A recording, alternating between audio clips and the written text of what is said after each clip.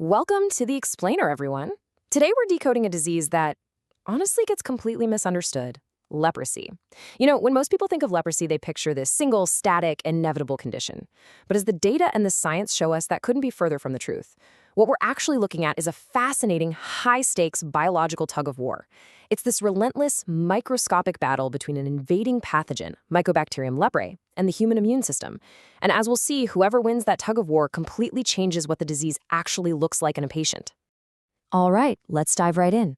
Here is our roadmap for today.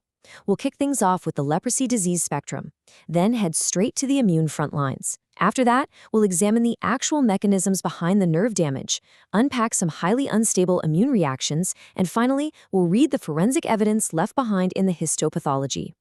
Starting off with the disease spectrum, a tale of two poles.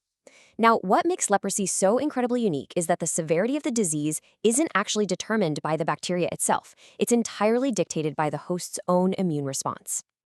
To really get this, we've got to look at the two extreme opposite poles of the disease. On one end, you've got the tuberculoid or TT pole. This is your pole of high resistance. Here, the body mounts an intense cellular immune response. The monocytes fight back aggressively and completely destroy the bacteria, leaving very few bacilli behind.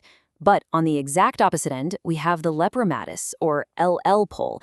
This is the pole of high susceptibility. The cellular immunity is incredibly weak here, allowing the bacteria to just grow intensely inside the macrophages, leading to extensive, widespread lesions.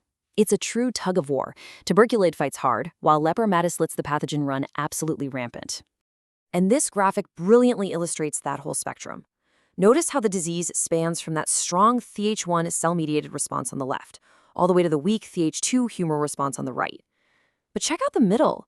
Patients don't always sit neatly at the extremes. There are these immunologically dynamic borderline forms: borderline tuberculoid, borderline, and borderline lepromatous.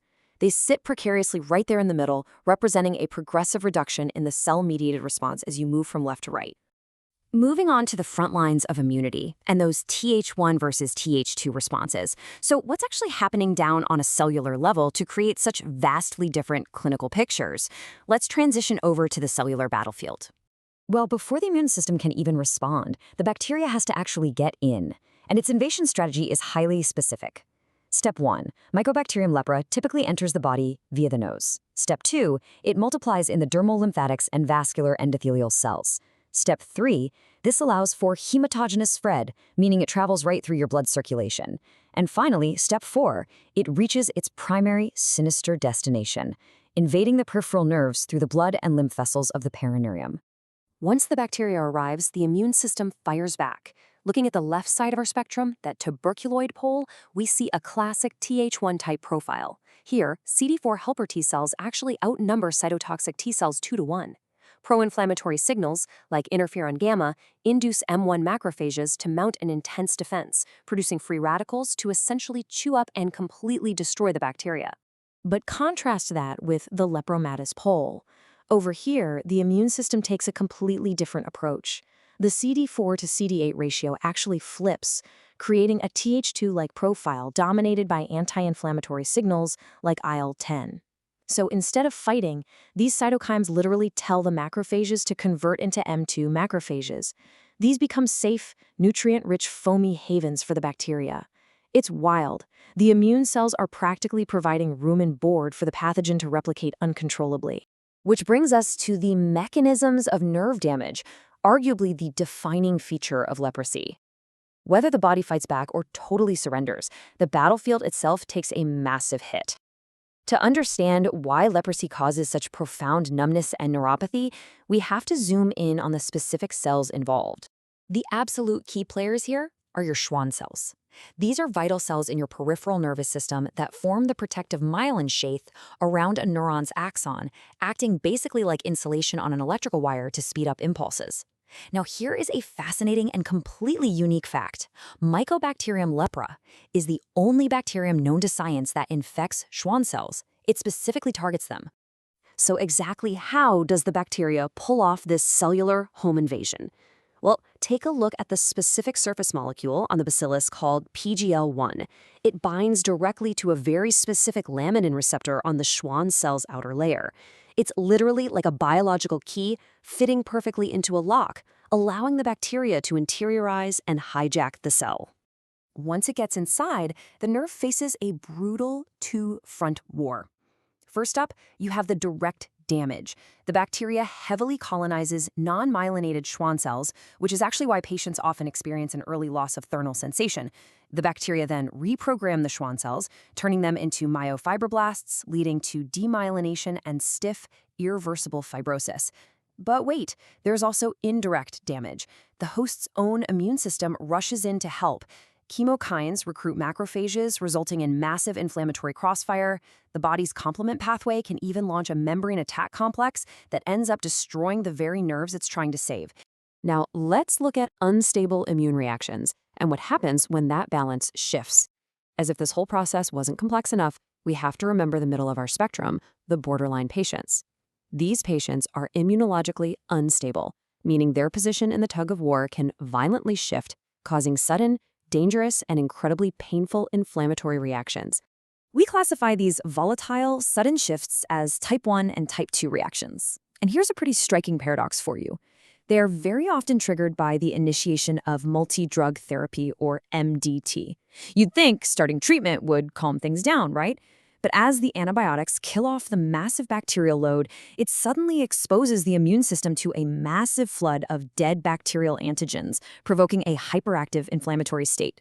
Other triggers can include major physiological stresses like pregnancy, puberty, co-infections ranging from oral bacteria to hepatitis C, or even starting HIV medications. Finally, let's wrap up by reading the histopathology, the forensic evidence of the battle. We're going to treat these tissue slides like a microscopic crime scene. By using special stains like hematoxylin, eosin, and the phytopharacose stain for acid-fast bacilli, we can literally see the aftermath of this whole immunological battle. To really read these tissue slides, we need to know exactly what we're looking for. A crucial hallmark of a strong immune response is the epithelioid cell. These are special, highly activated macrophages with elongated, bean-shaped nuclei. They're the frontline soldiers typically seen in the high-resistance tuberculoid and borderline tuberculoid poles. In a tuberculoid lesion like this one, notice the pink clusters right in the middle. Those are your mature epithelioid cells forming tight, organized, non-caseating granulomas. Now let your eyes drift to the dark purple border. That's a dense peripheral mantle of lymphocytes surrounding the granuloma containing the threat. And where are the bacteria? Well, if we used our special acid-fast stain here, the bacilli would be almost totally absent. The immune system has successfully cleared them.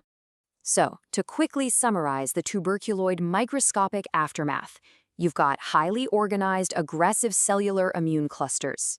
They do an incredible job of eliminating the bacteria.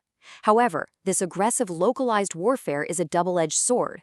It obliterates the clear zone under the skin, often erodes the epidermis, and unfortunately destroys the local nerve tissue in the crossfire. Now, let's jump over to the other extreme. But first, a quick definition. Have you ever heard of the Grenz zone, or ulna band? It's a distinct, clear microscopic boundary in the superficial layer of the skin. It basically separates a thin, atrophic epidermis on top from a massive infiltration of macrophages down below. It is a classic defining visual feature of Lepromatous leprosy. So the crucial point here is just look at how completely different this is from the organized granulomas we just saw. There are no neat clusters here and no protective mantle of lymphocytes. Instead, we see diffuse, chaotic sheets of macrophages. These are known as Virchow cells, foamy, vacuolated cells completely packed with degenerated bacteria. In short, the Lepromatous histology basically shows an immune system that has completely surrendered. We see those diffuse sheets of foamy Virchow cells, that prominent, clear Grenz zone just under the skin, and very few lymphocytes. If we stained this for bacteria, it would light up with massive, densely packed clusters of acid-fast bacilli, known as globi, scoring a 5 or 6 out of 6 on the bacterial index. Which leaves us to ponder something truly remarkable. We've seen today how leprosy isn't just about a bacteria destroying tissue. It's about how the host reacts. So if the clinical severity, the presentation, and the tissue destruction are decided not by the pathogen itself, but by the weapons your own body chooses to fight it with, who is the real architect of the damage? It's a delicate, sometimes self-destructive balance. Thank you so much for joining me on this explainer, and I hope this changes how you view the microscopic tug-of-war happening inside us every single day. Keep learning, and I'll catch you next time.